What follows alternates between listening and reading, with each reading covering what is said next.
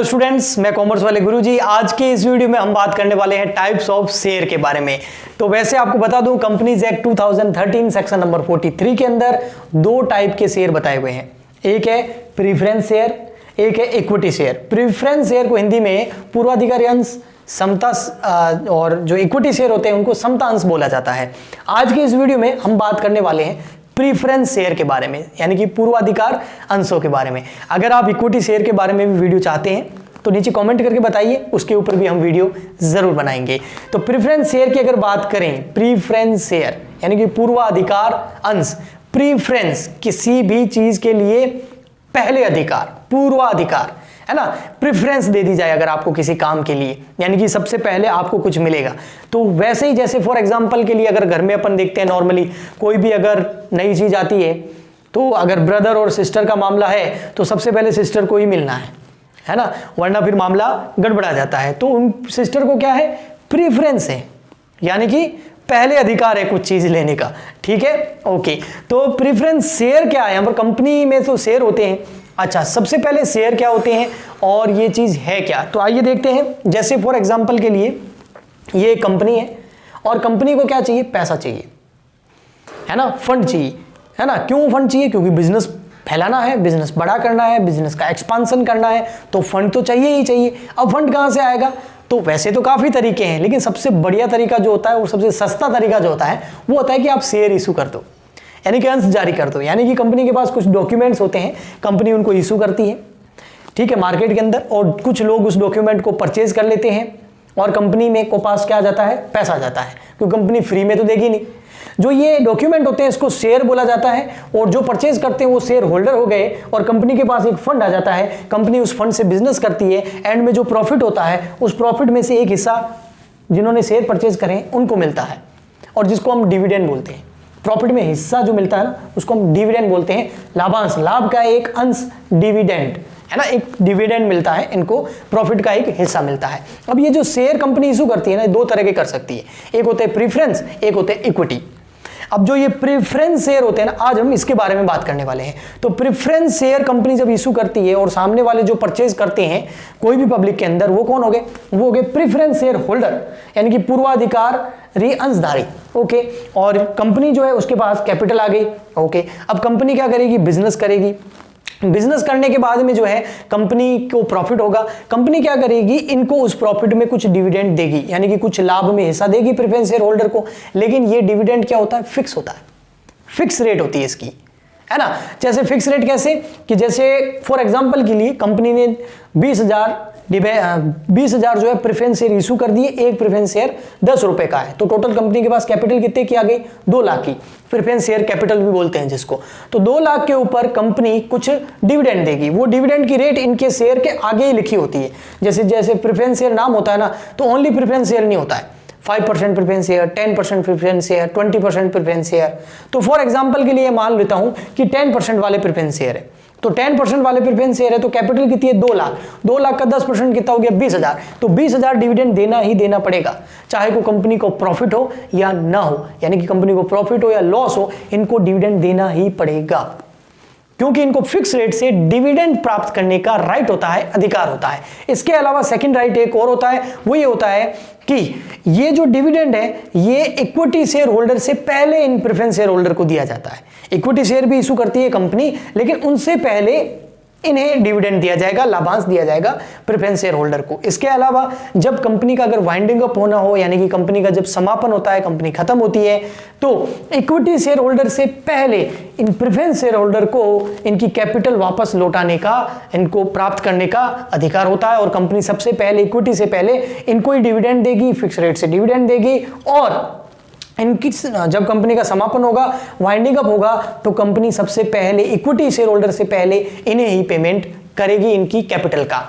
Okay, इसके अलावा बात करें जो प्रेफरेंस शेयर होल्डर होते हैं, जिन्होंने प्रेफरेंस शेयर परचेज करें, उनको कंपनी में वोटिंग का राइट नहीं होता, उनको कंपनी की जो मीटिंग्स होते हैं उनमें आने का राइट नहीं होता है, भले ही उन्होंने कैपिटल लगाई है, लेकिन इनसे कुछ अधिकार छीन लिए जाते हैं। क्यों छीन लिए जाते हैं, वो इसलिए छीन लिए जाते हैं क्योंकि इनको कुछ फिक्स अधिकार दे दिए हैं, राइट्स दे दिए हैं।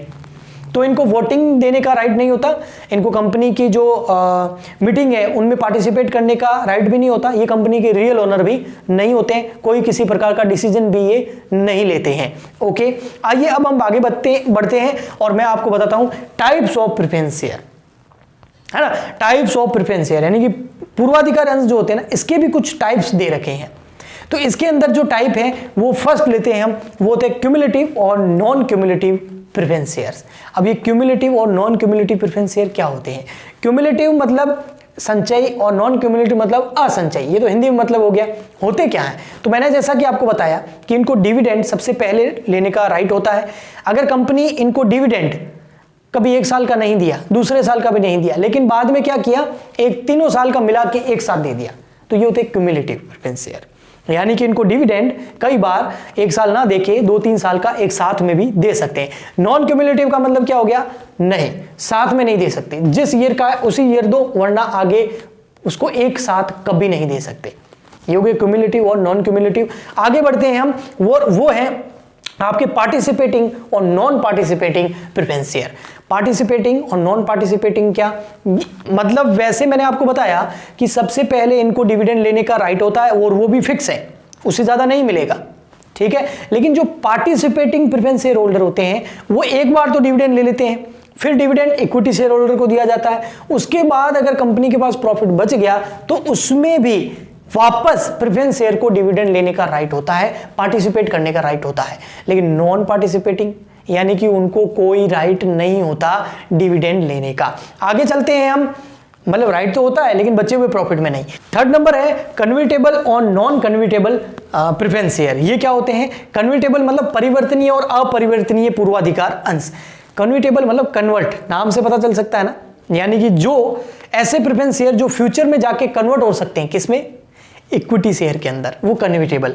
नॉन कन्वर्टेबल वो प्रेफरेंस शेयर जो फ्यूचर में कभी भी कन्वर्ट नहीं होंगे इक्विटी शेयर्स के अंदर, वो नॉन कन्वर्टेबल होंगे। यानी कि ऐसे शेयर, ऐसे प्रेफरेंस शेयर जो कन्वर्ट हो सकते हैं तो वो कन्वर्टेबल, नहीं हो सकते हैं तो नॉन कन्वर्टेबल। आइए अब बात करते हैं पॉइंट नंबर 4 की, टाइप्स ऑफ प्रेफरेंस शेयर के अंदर, वो है रिडीमेबल और इरिडीमेबल प्रेफरेंस शेयर, यानी कि शोधनीय और अशोधनीय पूर्वाधिकार अंश। सबसे पहले मैं आपको बताता हूं मतलब ये रिडीमेबल यानी कि रिडम्पशन होता क्या है, उसके बाद इस पॉइंट पे वापस आएंगे। तो आइए बताता हूं रिडम्पशन क्या होता है। फॉर एग्जांपल ये कंपनी है, ये इसके प्रेफरेंस शेयर होल्डर है, ठीक है। अब ये कंपनी ने क्या किया था, सबसे पहले इनको शेयर इशू किए, प्रेफरेंस शेयर इशू किए, तभी तो ये प्रेफरेंस शेयर को होल्ड करने वाले प्रेफरेंस शेयर होल्डर बने। ओके, इनको प्रेफरेंस शेयर इशू कर दिए और कंपनी के पास क्या आया? पैसा, फंड आया, कैपिटल आई और कंपनी ने उससे बिजनेस किया। ओके, लेकिन कभी ना कभी तो वापस कंपनी क्या करेगी? अपना शेयर लेगी और उनकी कैपिटल उनको लौटा देगी। ये तो करना ही पड़ेगा ना। तो सर आप बोलोगे सर फिर उनको मिला क्या? उनको डिविडेंड मिला ना। जब तक कंपनी के पास पैसा था उनको एक कंपनी के प्रॉफिट में हिस्सा मिला, डिविडेंड मिला, लाभांश मिला, वो उनका रिटर्न था, वो उनकी अर्निंग थी। लेकिन कंपनी को ऐसा करना ही पड़ेगा कभी ना कभी, जब कंपनी प्रेफरेंस शेयर वापस ले लेगी और उनको पैसे वापस दे देगी। इसको बोलते हैं रिडम्पशन, इसको बोलते हैं शोधन, और इसी वर्ड से बना हुआ है रिडीमेबल प्रेफरेंस शेयर। यानी कि ऐसे शेयर जिसका रिडम्पशन होगा, यानी कि ऐसे शेयर जिनसे शेयर, ऐसे प्रेफरेंस शेयर जो वापस लिए जाएंगे और जो प्रेफरेंस शेयर होल्डर है उनको उनकी कैपिटल लौटाई जाएगी। ये होते हैं रिडीमेबल प्रेफरेंस शेयर, यानी कि शोधनीय पूर्वाधिकार अंश। एक होते हैं गैर शोधनीय यानी कि इरिडीमेबल प्रेफरेंस शेयर। ये ऐसे प्रेफरेंस शेयर होते हैं जिसका रिडम्पशन नहीं होता।